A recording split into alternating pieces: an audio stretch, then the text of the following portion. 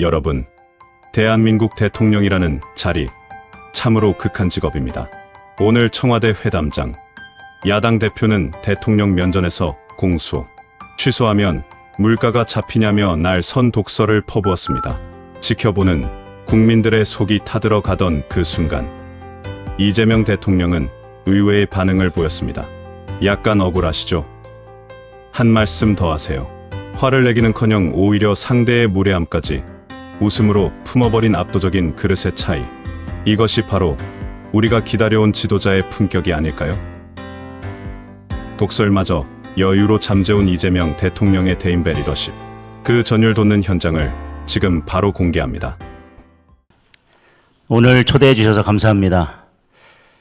오늘 이런 자리가 있을 것 같아서 최근에 제가 집 6채 중에서 4채 처분하느라고 고생 좀 했습니다. 이번 오찬에 참석한다고 결정한 이후에 많은 분들께서 여러 말씀들을 주셨습니다. 그동안 대통령과 그리고 여당에서 야당을 배제하고 일방 독주를 해왔는데 이렇게 식사 한번 하고 사진 한번 찍는다고가 달라지겠냐 이렇게 말씀 주시는 분들도 계셨고, 그래도 지금 민생이 가장 어려울 때 아니냐, 그러니 가서 대통령께 국민들의 삶이 뭐가 어려운지 하고 싶은 말을 하고 오는 게 맞지 않겠냐라는 말씀을 주시는 분들도 계셨습니다. 대통령께서 일요일 날 여의도 벚꽃 구경 가신 것을 봤습니다. 대통령과 셀카 찍으면서 즐거워하는 시민들도 많으셨을 것입니다. 그런데 기름값 밥값이 두려워서 마음 편케 나들이를 나서는 것도 무서웠던 어려운 형편의 국민들도 또 많이 계시리라고 생각합니다. 오늘 저는 그런 기름값, 밥값이 두려워서 지금 벚꽃이 한창인데 나들이를 나서기도 힘든 그런 국민들의 목소리를 전달드리려고 합니다. 우리 정치권이 늘 말로는 협치를 외치고 있지만 진정한 협치를 하려면 상대방의 의견을 존중하고 또 듣기 불편한 이야기도 들어야 한다고 생각합니다. 오늘 제가 드리는 말씀이 좀 불편하게 들릴 수도 있겠지만 힘든 국민들의 목소리라고 생각하시고 기꺼이 들어주셨으면 좋겠습니다. 먼저 이번 추경부터 말씀을 드리겠습니다. 26조 원이 넘는 추경안을 정부에서 내놓았습니다. 솔직히 우려가 큽니다. 꼭 필요한 곳에는 지원을 해야 마땅합니다. 그러나 국민 70%에게 현금을 나눠주는 방식이라면 오히려 물가와 환율에 악영향을 줄 것입니다. 잠깐의 기쁨으로 긴 고통을 사는 것이 될 수도 있습니다. 특히 우리 원화 가치가 주변국들에 비해서도 크게 하락했습니다. 그런 상황에서 국제사회에 지속적으로 나쁜 신호를 주게 될 것입니다. 게다가 이른바 김어준 방송으로 일컬어졌던 TBS를 지원하는 49억 원, 그리고 중국인 관광객 집 날라주는 사업 등에 들어가는 306억 원, 아파트 베란다 태양광 사업 250억 원, 그리고 농지 투기 전수조사에 587억 원, 이런 예산들은 이번 전쟁 추경의 목적에 전혀 맞지 않는 대표적인 사업들이라고 할 것입니다.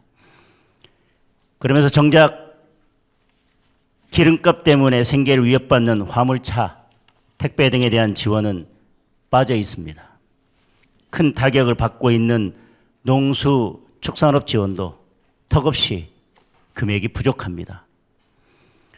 우리 당에서는 불필요하고 부적절한 예산을 삭감하는 대신 꼭 필요한 국민 생존 7개 사업을 제안했습니다.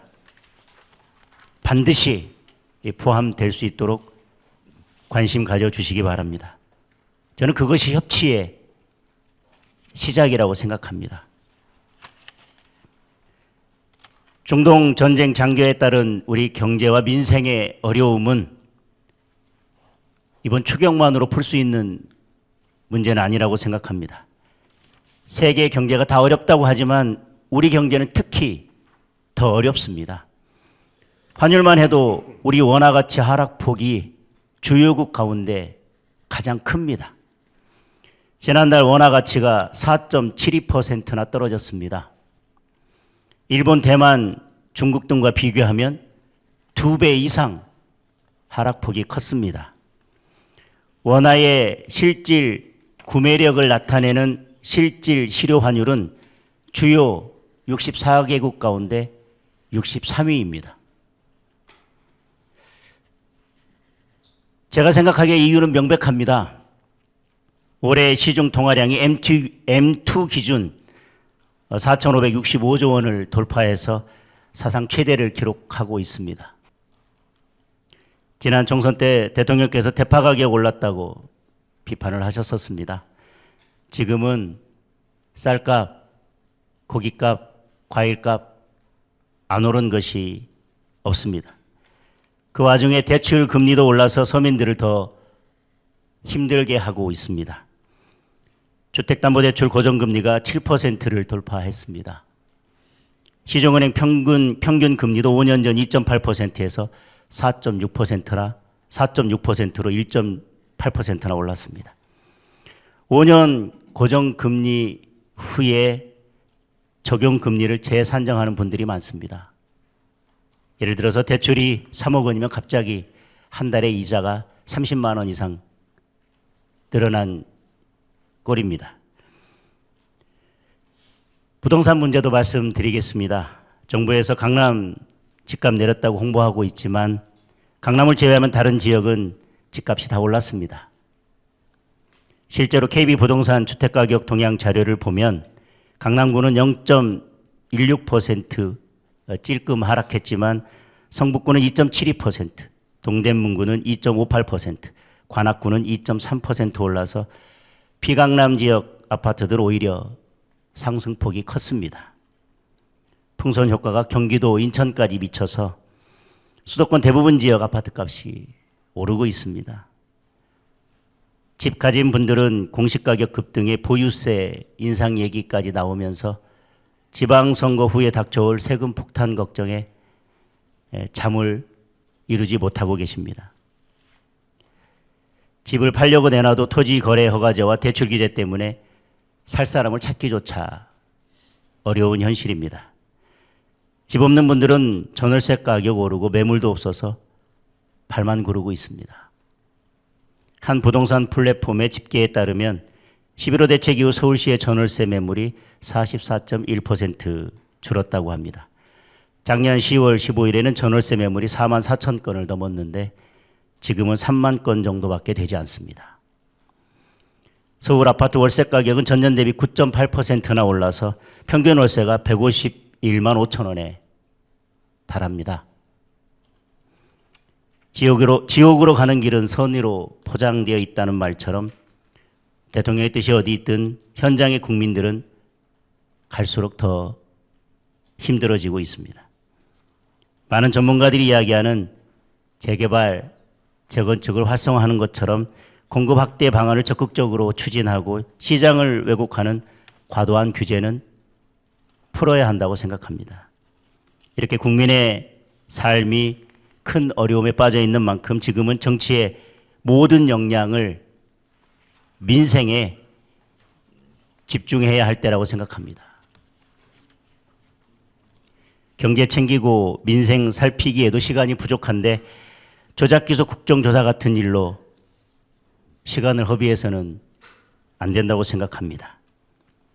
국민들 사이에서는 공소 취소한다고 물가가 떨어지냐는 말까지 나오고 있습니다.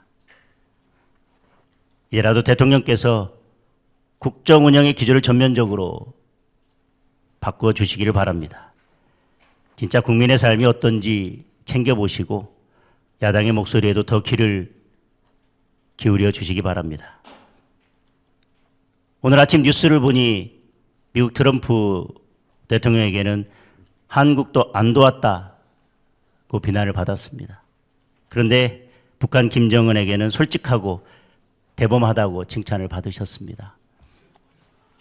지금 외교 안보 노선이 맞는지도 한번 진지하게 고민해 주셨으면 좋겠습니다. 대통령께서 국정 운영의 기조를 바꾸고 나라와 국민을 위해 올바른 정책을 추진하신다면 야당도 얼마든지 협력하고 힘을 보탤 것입니다.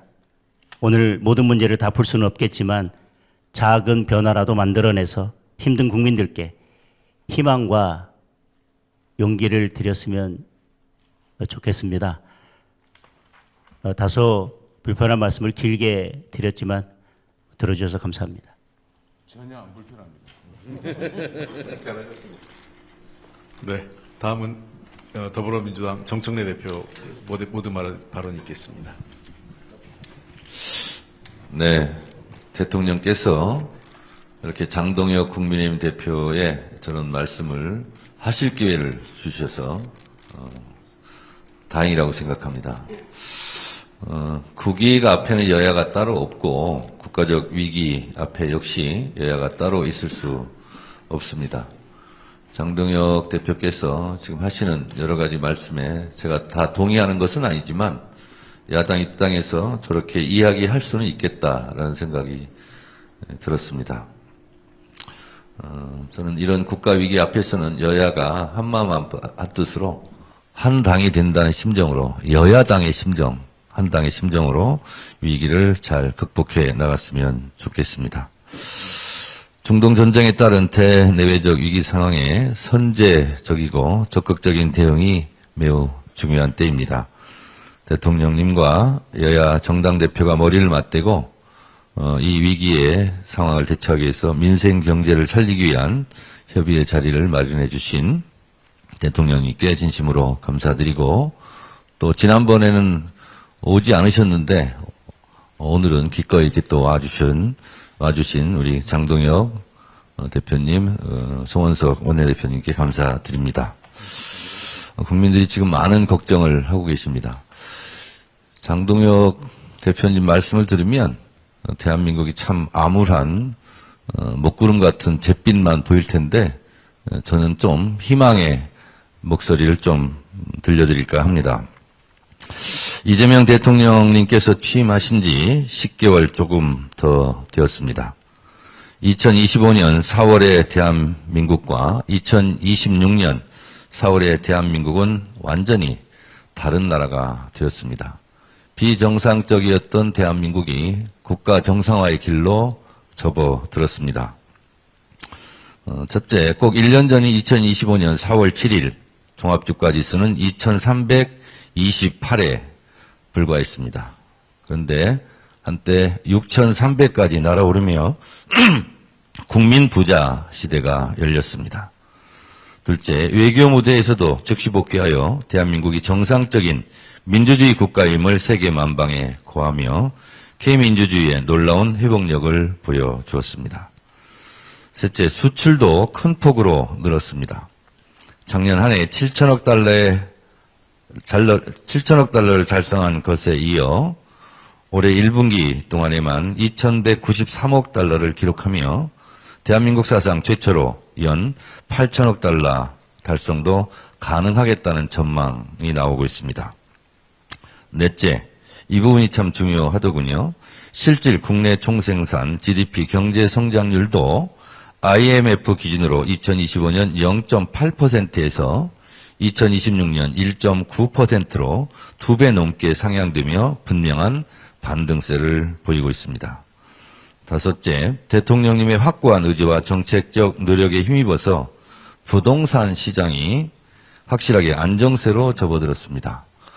부동산과의 전쟁에서 역대 정부에서 이긴 정부가 없는데 이번 정부는 이길 것 같다 하는 국민적인 신뢰가 높아졌습니다. 여섯째, 이것도 좋은 수치입니다. 관광객도 큰 폭으로 증가했습니다. 지난해 한국을 찾은 관광객이 1893만 명으로 역대 최대를 갱신했고 올해 드디어 2천만 시대를 앞두고 있습니다. 일곱째, 5극 3특 균형발전 전략으로 전남 광주 통합특별시가 곧 출범하는 등 국민이 공감하고 응원하는 지방주도 성장이 본격적으로 시작되었습니다. 대구, 경북, 대전, 충남도 통합이 여야가 잘 합의가 이루어져서 됐으면 좋았을 텐데 제가 누구의 책임을 말하려는 것이 아니라 참 안타깝게 생각합니다. 그 지역 분들은 1년에 5조, 4년에 20조가 되면 진짜 그 도시의 삶이, 주민들의 모습이 굉장히 달라졌을 것 같은데 매우 아쉬운 대목 중에 하나이고 언젠가는 우리가 가야 될 길이 아닌가 그런 생각을 했습니다. 무엇보다 국민과의 직접 소통이 빛을 발하고 있습니다. 어느 정부에서 하지 않은 길을 이재명 대통령님께서 가고 계십니다. 대통령 주재 국무회의 생중계와 지역별 순회 타운홀 미팅 개최 등 대통령님의 소통 노력으로 국정 전반에 관한 국민들의 관심과 이해가 높아지고 있습니다. 국정에 대한 관심과 이해, 공감대가 높아진다는 것은 대한민국 발전을 위해서 매우 중요한 일이라고 생각합니다. 국민주권 시대의 실현으로 민주주의가 또한 확장되고 있습니다. 중동전쟁의 어려움도 대통령님의 탁월한 외교적 역량과 뛰어난 정책 집행 능력으로 위기 상황을 잘 대처해 나가고 있는 중입니다.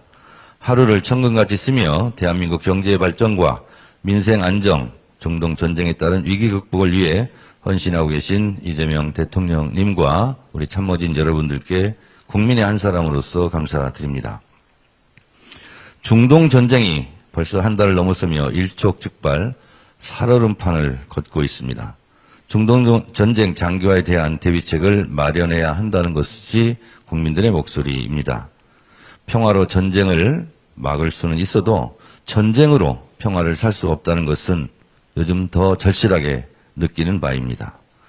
우리는 수출로 먹고 사는 나라입니다. 그만큼 대내외적 상황에 발빠르게 선제적으로 대처해야 합니다.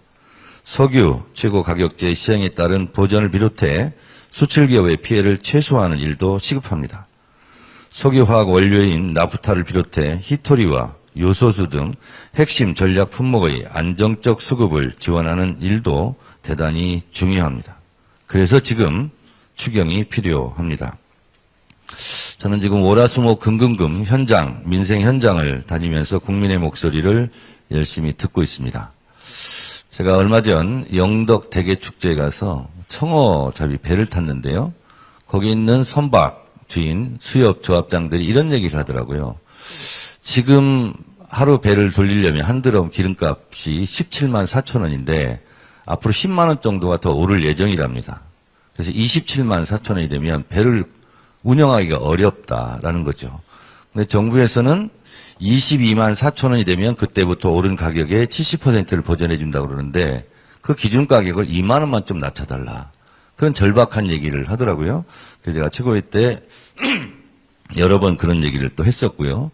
강원도 철원을 가니까 관광객들이 많이 와야 먹고 사는데 이렇게 기름값이 오르면 전세버스가 가동되기가 좀 어렵다. 그래서 전세버스 기름값도 좀 내려달라.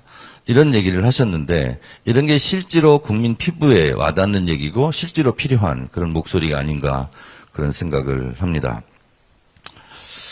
중동 전쟁에 따른 불안 심리도 있는데요. 제가 어제는 수원의 못골 시장, 대통령님도 거기 가서 식사하셨던 데 가서 제가 식사도 했는데요.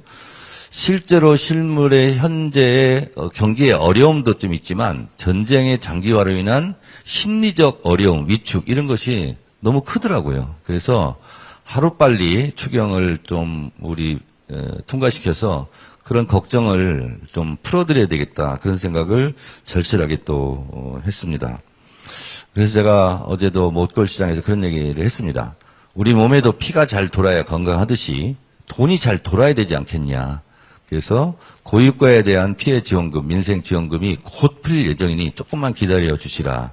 근데 그분들 얘기가 숨 넘어가는 그런 얘기를 많이 하십니다. 그래서 역시 지금 추경은 타이밍이 중요하고 우리가 응급처치 때도 산소호흡기를 제때 대야 생명을 구할 수 있는 것처럼 민생경제도 지금 골든타임이 매우 중요하고 하루가 늦어지면 그만큼 피해가 더 크겠다라는 생각이 들어서 제가 누차 말씀드렸다시피 역사적으로 가장 빠른 속도로 추경을 통과시키겠다 이렇게 말씀을 여러 차례 드렸는데 우리 야당에서 협조해 주시기 바랍니다. 지금 국민의 삶의 숨통을 트이게 해야 합니다. 1분 1초도 지체할 시간이 없습니다. 역사상 가장 빠른 추경, 이것이 지금 국민이 바라고 있는 내용입니다. 전쟁 앞에 여야가 따로 있을 수 없습니다. 민생과 경제도 마찬가지입니다. 중동 전쟁에 발빠르게 대처하고 민생 경제를 신속히 안정시키는 일에 한마음 한뜻으로 협력해 주셨으면 좋겠습니다. 그리고 장동혁 대표가 몇 가지를 말씀하셨는데 한 가지만 말씀드리면 이번 추경의 성격에 TBS 예산은 좀 맞지 않다 이렇게 당해서 그 뜻을 좀 모았습니다. 그래서 그 부분은 여야가 쉽게 합의를 할 수 있을 것 같습니다. 49억 정도 되는데요. 그것은 성격이 안 맞다 이렇게 생각해서 저희도 그것은 추진할 생각이 없고요. 그리고 또 하나는 조작기소 말씀하셨는데 인혁당 사건 보면 얼마나 우리가 이 사법살인에 대한 피해가 상처가 깊고 긴가 이런 생각을 좀 합니다. 국가 공권력에 의한 국가 폭력이라고 할 수 있는 이 조작기소 이것은 범죄입니다. 국가가 저지른 범죄. 그리고 그것이 지금 다 드러나고 있지 않습니까? 그 피해자가 누구라도 관계없이 그것은 다시는 그런 일이 있어서는 안 될 일이다. 이런 생각이 들고 명명백백하게 거짓으로 증거 조작으로 기소된 것은 하루빨리 이것은 세상에 드러내고 진실을 찾아야 되겠다. 그런 생각을 좀 합니다. 오늘 이렇게 여야가 오랜만에 대통령님 모시고 여러 가지 견해를 말씀드리는데 견해가 일치할 수는 없다고 생각합니다. 그렇지만 최소한 이번 민생 추경만큼은 하루빨리 여야가 합의해서 국민들의 시름과 고통을 덜어주는데 일익을 담당하는 그래서 국회가 오랜만에 밥값을 했다 하는 얘기를 들을 수 있도록 최선을 다해 주시기 바라고 우리 민주당도 최선을 다하겠습니다. 감사합니다. 네, 두 분 대표님 감사합니다. 마지막으로 이재명 대통령님 모두 말씀 있겠습니다. 그 약간 우울하시죠? 그 반박을 당해가지고. 예, 그래서 제가 하나 방법을 제가 나중에 얘기할 테니까요. 먼저 한번 하시고 간단하게 한 말씀 더 하시고 이렇게 하고. 왜냐하면 이게 실제로 일방적인 주장을 하고 나가면 나중에 조금 왜곡될 수도 있고 억울할 수도 있어서 한 말씀 하시고 말씀하셔도 괜찮아요. 뭐 어떻습니까? 그 다음에 대표님도 조금 더 하고 그 다음에 제가 얘기하도록 할게요.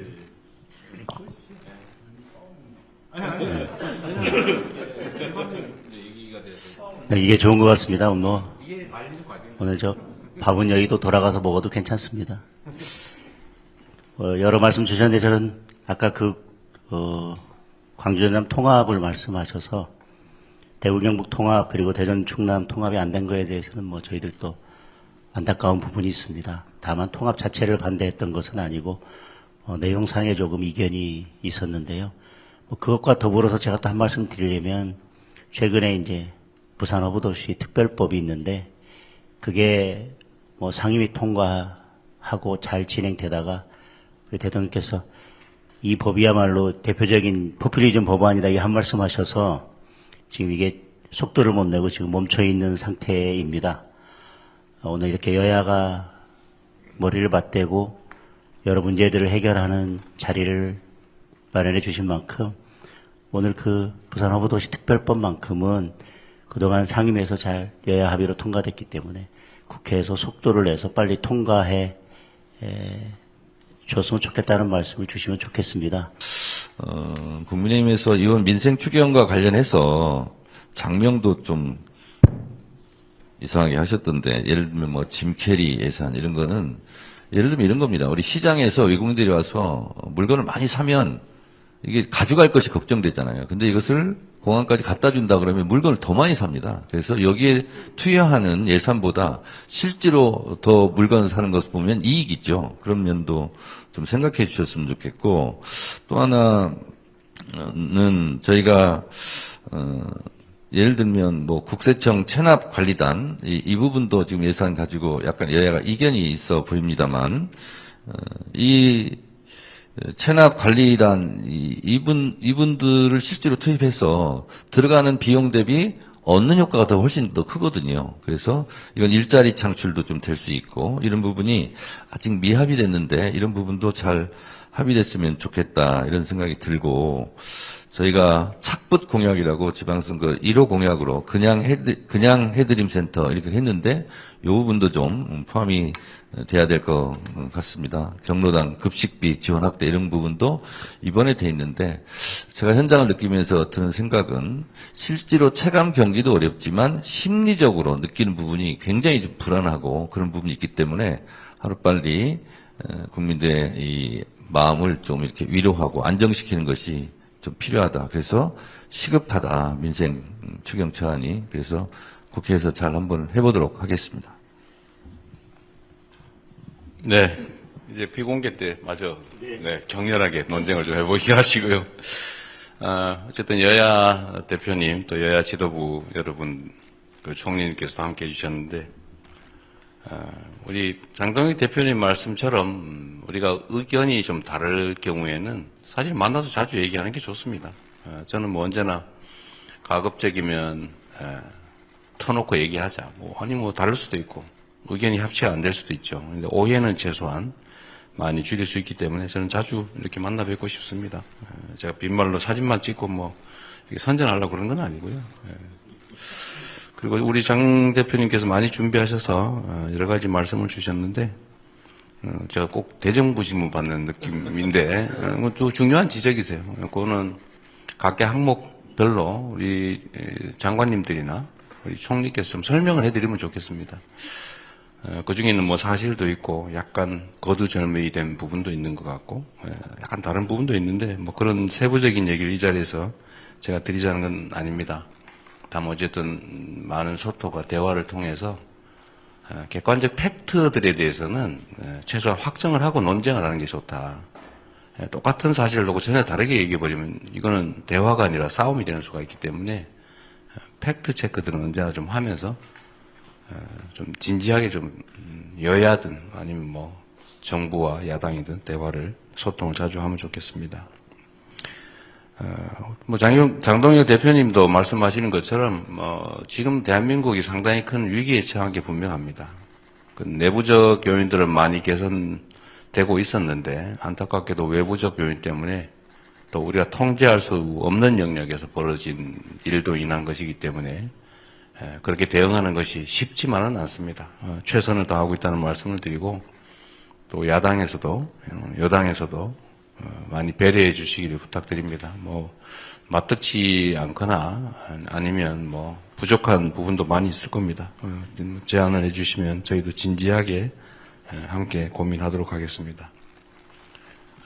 지금처럼 어려운 시기, 특히 외부 요인에 의해서 우리 공동체가 위기에 처했을 때는 내부적 단합이 정말로 중요합니다. 우리가 통상적으로 얘기하는 것처럼 통합이라고 하는 것이 정말 이럴 때 빛을 발하지 않을까 싶습니다. 그러나 야당 입장에서는 또 이런 상황에서 입지가 줄어들거나 이런 것들이 또 문제가 될 수도 있기 때문에 또 야당은 야당으로서의 하실 역할을 잘 해주시는 게 또 중요하다고 생각합니다. 지적할 거 지적하시고 또 부족한 건 또 채워주시고 잘못된 것은 또 고쳐 나가야 되겠죠. 저도 오늘 이런 기회를 통해서 좀 많은 대화들이 있으면 좋겠습니다. 저도 뭐 많이 좀 들어보기로 하고요. 추경은 정말 중요하다는 점은 뭐 우리 장 대표님도 말씀으로 인정하시는 것 같습니다. 다만 그 내용들이 좀 부적합한 게 있다 이런 취지신데 지금 예산안은 정부의 의견이니까 또 심의 의결권을 가지고 있는 국회에서 여야가 충분히 토론하고 그 과정을 통해서 필요한 것들은 좀 추가할 수도 있는 것이고 또 불필요하다고 판단되는 부분들은 또 뭐 삭감 조정될 수도 있는 것이겠죠. 그런데 그 중에 저는 이 점은 좀 제 의견을 말씀드리고 싶습니다. 국민 여러분 70% 이하 소득을 가지고 계신 분들한테 우리가 지금은 대외적 위기에 의한 특히 유류값 급상승으로 인한 국민들의 어려움을 지원해드리기 위해서 소위 전쟁 피해 지원금을 저희가 준비했습니다. 이제 이런 거는 뭐 현찰 나눠주기라고 하는 것은 좀 과한 표현이라는 생각이 들어요. 물론 그렇게 볼 수도 있겠죠. 그러나 우리가 볼 때는 지금 유류대 인상 또 그로 인한 파생되는 물가 상승이 워낙 크기 때문에 그로 인한 고통을 조금이라도 우리가 보전해 드려야 된다는 생각을 가지고 있습니다. 그리고 이 지금 편성된 예산의 재원이 어디서 뭐 빚을 내거나 또는 뭐 다른 데서 억지로 만들거나 국민들에게 뭐 증세를 하거나 해서 만든 게 아니고 저희가 나름 작년 하반기에 정말 최선의 노력을 다했고 또 그를 통해서 경제가 일정 부분 회복이 되면서 예상보다 더 늘어나는 세수를 활용한 것이다. 이 세수는 국민을 위해서 반드시 써야 되는 돈이죠. 그 돈을 잘 쓰는 게 중요하다. 그런데 지금은 저희가 보기에는 가장 중요한 건 국민들의 이 대외적 위기에 따른 피해를 조금이라도 보전해 드리는 것이다. 이렇게 생각합니다. 저의 고정적인 인식에 의하면 모든 국민께 다 해드리는 게 마땅하다. 그러면서도 약간의 차등을 할 수 있겠지만, 그러나 재원의 한계 때문에 또 국민의 30%는 실질적으로 고통을 겪으면서도 또 세금은 솔직히 더 많이 내면서도 지원받지 못하는 부분에 대해서 안타깝게 제가 생각합니다. 그리고 죄송하게 생각합니다. 그래서 재원이 넉넉하면 당연히 모든 국민들께 동등한 기회를 또는 지원을 해드려 마땅한데 그러지 못하는 점이 저는 아쉽습니다. 결코 이게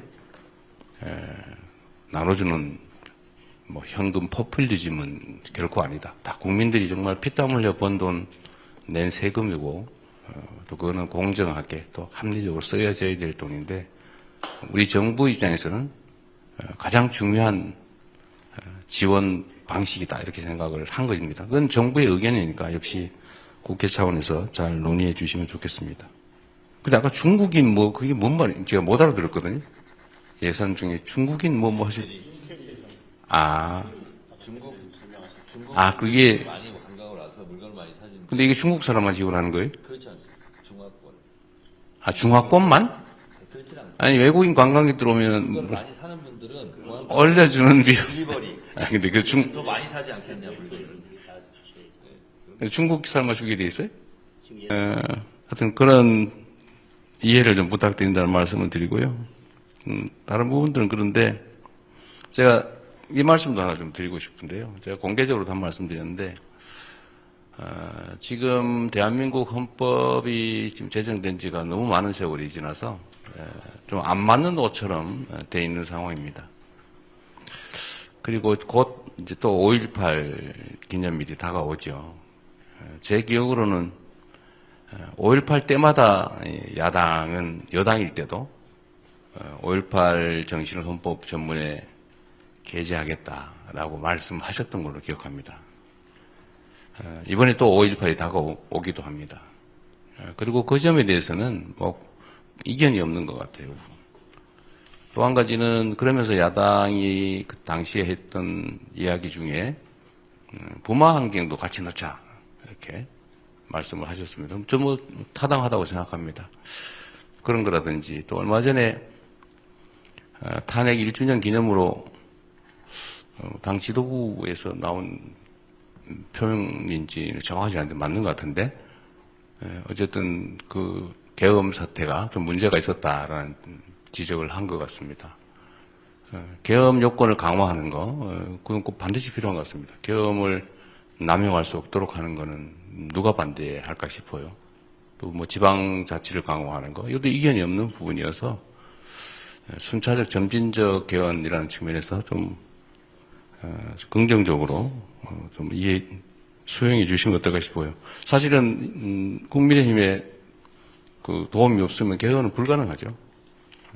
그래서 이거는 한번 진지하게 긍정적으로 논의해 주십사 한번 부탁을 좀 드립니다. 뭐 세부적인 말씀은 나중에 다시 또 비공개 때 드리겠지만 어쨌든 이런 자리에 함께 해주셔서 우리가 국정을 함께 논의할 수 있게 된 점에 대해서 감사드립니다. 사실 쉽지 않은 자리인데 앞으로도 뭐 기회 되면 자주 좀 뵙고 또 현안들에 대해서 의견도 좀 나누고 또 잘못된 게 있으면 많이 실책해 주시고요. 또 저희도 수용할 건 또 수용하고 또 수정할 건 수정해 가면서 국정이 오로지 국민과 국가를 위해서 제대로 시행될 수 있도록 최선을 다하겠습니다. 환영합니다. 고맙습니다.